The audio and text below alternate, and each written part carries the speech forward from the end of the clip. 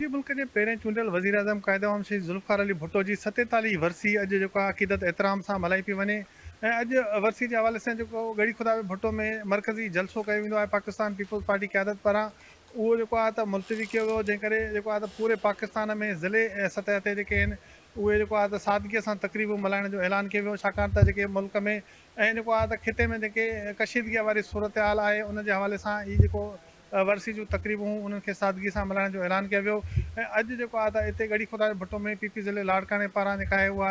वरसी जी जेका आहे उहा तक़रीब सादगी सां जेको आहे त उहा मुनक़िद कई विया। अॼु हिते ॻड़ी खुदा भुट्टो में शहीदनि जे मज़ार जे मथे पोर्शन में जेको आहे उहो जेको आहे त जलसागाह तयारु कयो वियो आहे, जिते स्टेज बि तयारु कई वई आहे ऐं उनखां अलावा हिते जेको आहे त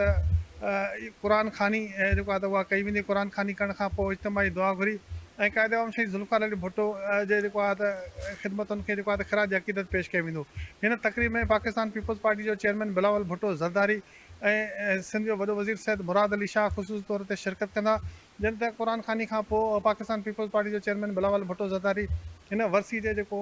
मरकज़ी जेको आहे त तक़रीब आहे उन में जेको आहे त ख़ुसूसी ख़िताब बि कंदो। जंहिंखां पोइ शहीदनि जे मज़ार ते हाज़िरी भरे ख़िराज अक़ीदत पेश करे ऐं जेको आहे त हीअ वरसी ते जे मौक़े ते जेको आहे त क़ाइद-ए-आम शहीद ज़ुल्फ़िकार अली भुट्टो खे जेको आहे त भेटा पेश कई वेंदी। जी।